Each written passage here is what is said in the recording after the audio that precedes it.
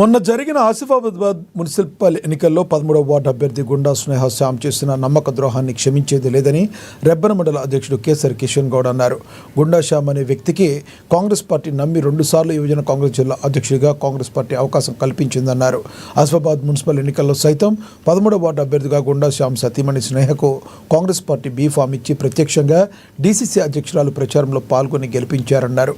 అలాంటి కాంగ్రెస్ పార్టీకి నమ్మక ద్రోహం చేసి భారత రాష్ట్ర సమితికి మద్దతు తెలిపి ఆసిఫాబాద్ చైర్మన్ పీఠాన్ని చేజారే విధంగా చేసిన గుండా స్నేహ శ్యామ్కు త్వరలోనే బుద్ధి చెప్తామన్నారు. కాంగ్రెస్ పార్టీకి ద్రోహం చేసే వారికి ఇది ఒక గుణపాఠంగా మారుతుందన్నారు.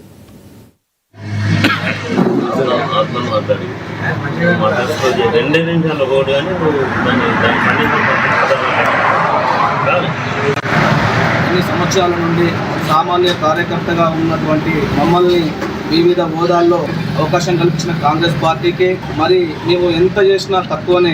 కాబట్టి అలాంటి కాంగ్రెస్ పార్టీకి నమ్మక ద్రోహం చేసి మరి దేనికో ఆశపడి ఈరోజు పార్టీకి నమ్మక ద్రోహం చేయడం జరిగింది.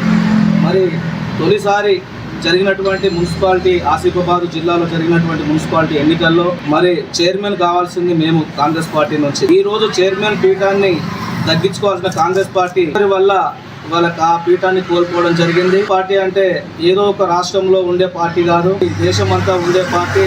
ఎంతో మందికి సామాన్య కార్యకర్తల నుంచి ఉన్నవారిని మినిస్టర్ దాకా ముఖ్యమంత్రి దాకా అవకాశం కలిగించినటువంటి పార్టీ కాంగ్రెస్ పార్టీ. కాబట్టి ఇంతకంటే చురుకుగా పనిచేసే వాళ్ళు, పార్టీ జెండాని భుజాల మీద వేసుకొని మరి కష్టకాలంలో నిలబడ్డ వాళ్ళు అనేక మంది ఉన్నారు. ఆ సందర్భాన్ని మరి పెద్దలు మరి మాజీ డీసీసీ అధ్యక్షులు ఉన్నారు, ప్రజెంట్ డీసీసీ అధ్యక్షురాలు సుగుణక్క ఉన్నారు, కాన్స్టిట్యున్సీ ఇన్ఛార్జి శ్యామ్ నాయక్ అన్న వాళ్ళు ఉన్నారు. మరి యొక్క విషయాన్ని వాళ్ళందరూ కూడా కూర్చొని మాట్లాడి ఇంకా చురుకుగా పనిచేసే నాయకుల్ని కాంగ్రెస్ పార్టీ అవకాశం కల్పిస్తుంది.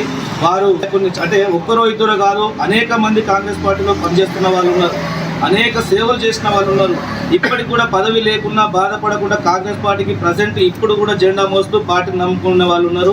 అట్లాంటి కొత్త వారికి అవకాశం కల్పిస్తారు. ఇంతకంటే ముందు జరిగిన దానికంటే ఇప్పుడు ఇంకా అధికంగా పనిచేయడానికి వారు రెడీగా ఉన్నారు. కాబట్టి ఎవరైనా కానీ కూడా పార్టీకి ద్రోహం చేయడం అనేది అది మేమైతే తీవ్రంగా ఖండిస్తూ ఉన్నాము. ఎప్పుడు కూడా మంచి హోదాలు అన్యాయం చేయకూడదు. కాబట్టి ఈ విషయాన్ని మేము ఈరోజు ప్రెస్ మీట్ ద్వారా తెలియజేస్తూ ఉన్నాం.